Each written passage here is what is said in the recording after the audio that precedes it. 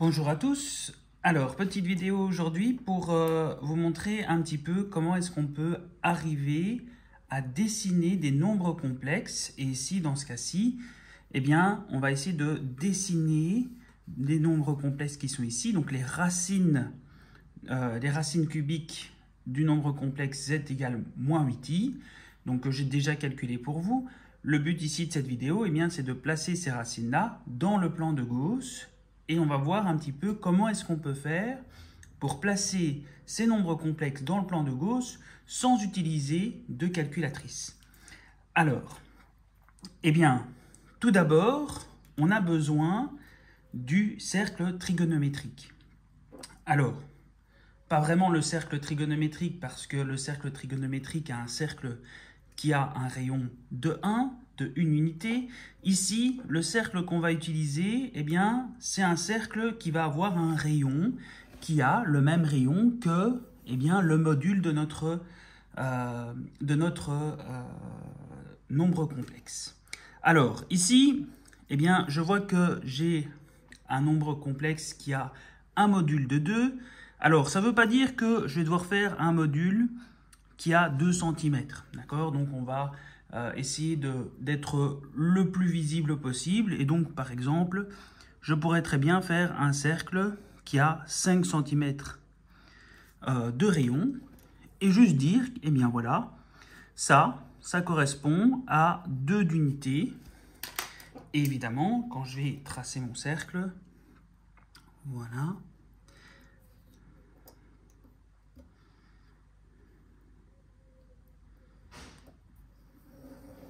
Voilà. Eh bien, quand je vais tracer mon cercle, je vais aussi avoir 2 unités ici sur mon axe imaginaire. Donc, je rappelle, ça c'est l'axe des réels, ça c'est l'axe des imaginaires. Alors, maintenant, comment est-ce que je fais pour placer mes nombres complexes qui sont ici, mes racines qui sont ici, dans le plan de Gauss, sans utiliser de calculatrice, je le rappelle? Eh bien, je vais utiliser les angles qu'on me donne, c'est-à-dire pi demi que j'ai converti en 3 pi sixième, et alors j'ai aussi 7 pi sixième et 11 pi sixième. Alors, comment est-ce que je fais? Eh bien, je vais diviser mon cercle trigonométrique avec des angles de pi sixième. Donc, je rappelle, eh bien, pi sixième, ça veut dire que eh bien, mon angle de 180 degrés, donc mon angle de pi radian, eh bien, je vais juste le diviser en 6. Alors, si je divise 180 degrés par 6, eh bien, ça me donne des angles de 30 degrés. Donc ici, eh bien, si je mesure un angle de 30 degrés ici, voilà, eh bien, ça veut dire que mon premier angle va se trouver donc juste ici. J'ai plus qu'à prendre eh bien, cette mesure-là avec mon compas.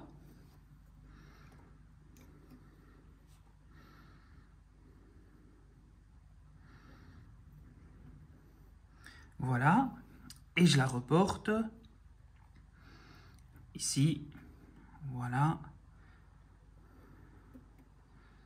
ici, ici,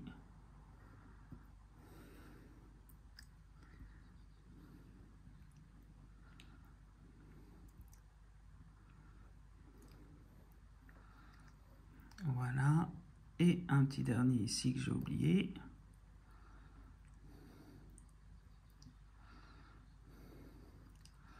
Et voilà. J'ai divisé donc eh bien, mon cercle avec des angles de pi sixième. Eh bien, si j'ai envie de tracer le premier nombre complexe, eh bien, j'ai plus qu'à compter le nombre eh bien, d'arcs de cercle, c'est-à-dire ici, eh bien, j'ai 1, 2, 3, bah, j'arrive en pi demi, logique, c'est ce que j'avais ici, voilà, pi demi, ça c'est mon premier nombre complexe, donc ça c'est Z1. Pour Z2, eh bien, j'étais à 3, 4, 5, 6, 7. Ça, c'est mon deuxième nombre complexe.